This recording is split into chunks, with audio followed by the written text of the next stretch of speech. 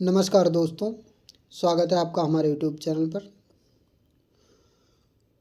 दोस्तों, ये आज ग्रेड डी का मैटर है जो हम डिक्टेट करने जा रहे हैं। 850 शब्दों का है, स्पीड 85 शब्द प्रति मिनट रहेगी। इसकी पीडीएफ आपको हमारे टेलीग्राम ग्रुप में मिल जाएगी, जिसका लिंक डिस्क्रिप्शन बॉक्स में दे दूँगा। ठीक है, तो चलिए फिर देना करते हुए डिक्टेशन शुरू करते हैं। डिक्टेशन शुरू होगा 5 सेकंड बाद।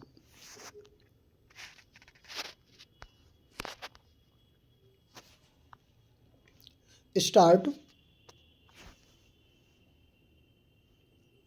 सभापति महोदय, माननीय सदस्य ने अंतरिम बजट के बारे में जो आपने टिप्पणी की है वह उनके लिए स्वाभाविक भी थी और उनको करनी भी चाहिए थी, लेकिन जिस तरीके से माननीय वित्त मंत्री जी ने अंतरिम बजट को प्रस्तुत किया है और देश की संपूर्ण जनता को उस बजट के माध्यम से अपनी तरफ आकर्षित किया, वह स्वयं में बड़ा हैरान करने वाला है।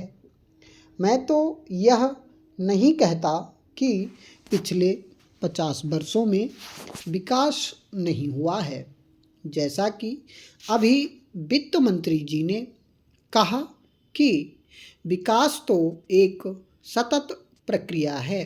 यह सतत प्रक्रिया रही है और विकास हुआ है, इसको नकारा नहीं जा सकता है, लेकिन जिन प्राथमिकताओं को सामने रखते हुए संपूर्णता के आधार पर विकास की प्रक्रिया को तेज करना चाहिए था, वह नहीं की गई है।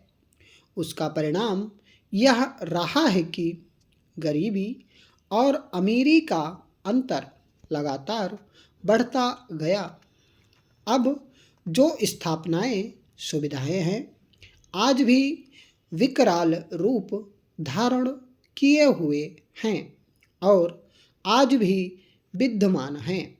इसलिए हमारे वित्त मंत्री जी ने जिस तरीके से बजट का प्रस्तुतिकरण किया है, गत बजट में ही उन्होंने प्राथमिकताएं सुनिश्चित की थीं।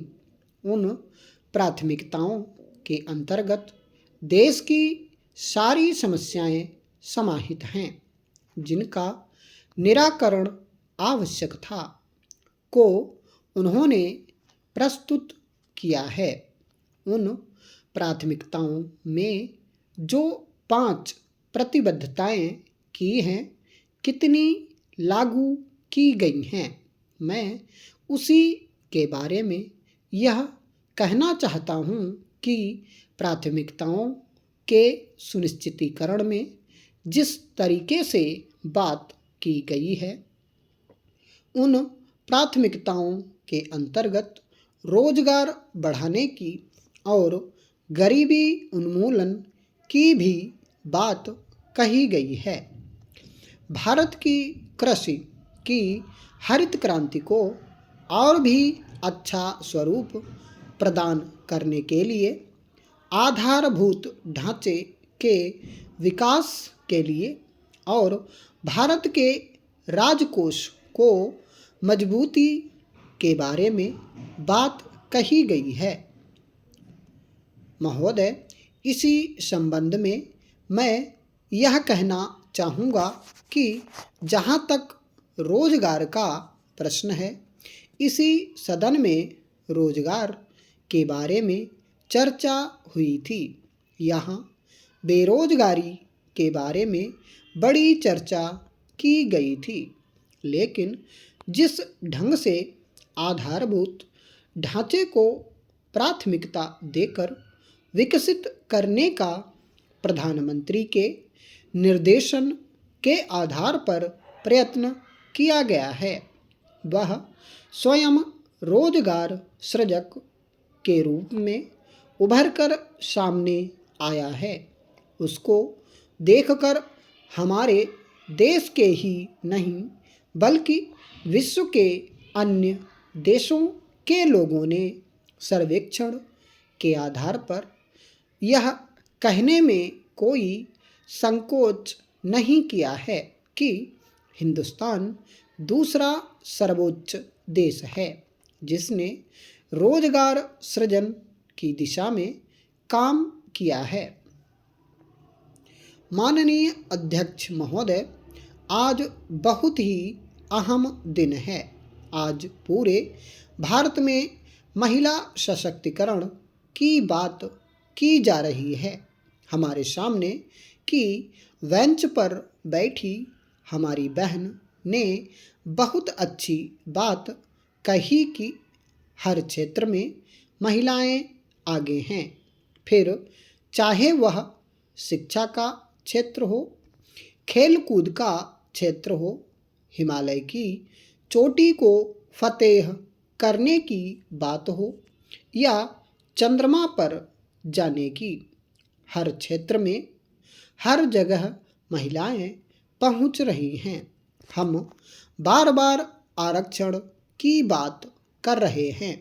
मैं चाहती हूं कि क्यों नहीं आज यहाँ जो माननीय सदस्य उपस्थित हैं वे इस महिला आरक्षण बिल को पास कर दें। मैं चाहती हूं कि जो सदस्य इसके पक्ष में हैं वे अपने हाथ उठाकर बताएं कि हम सब लोग पास करना चाहते हैं। यहाँ तो सभी माननीय सदस्य इस बिल को पास करना चाहते हैं। हमारे संविधान में महिलाओं को बराबर का अधिकार दिया गया है। जब संविधान हमें बराबर का अधिकार देता है और हम हर क्षेत्र में आगे हैं तो फिर हम यहाँ क्यों इस तरह की बात करते हैं कि विधानसभाओं तथा संसद के दोनों सदनों में महिलाओं को 33% आरक्षण दिया जाए। मैं आपके माध्यम से सभी से निवेदन करना चाहती हूँ कि महिला आरक्षण दिवस के अवसर पर महिला आरक्षण बिल को पास करके महिलाओं को आरक्षण दिया जाए। दूसरी बात, मैं उत्तर प्रदेश की महिलाओं के संबंध में कहना चाहती हूँ। आज उत्तर प्रदेश की महिलाएं जो पढ़ी लिखी हैं या जो नहीं पढ़ी लिखी हैं, आज सभी रोजगार की खोज में शहरों में जा रही हैं। चाहे वह कलकत्ता हो, दिल्ली हो या मुंबई, उनकी स्थिति बड़ी ही दयनीय है। मैं अनुरोध करना चाहूँगी कि उनके लिए कोई खास कार्यक्रम दिल्ली या भिन्न भिन्न शहरों में चलाया जाए जिससे कि वे अपने लिए काम पा सकें और अपनी जीविका चला सकें। मैं महिला आरक्षण बिल के बारे में कुछ कहना चाहूँगी।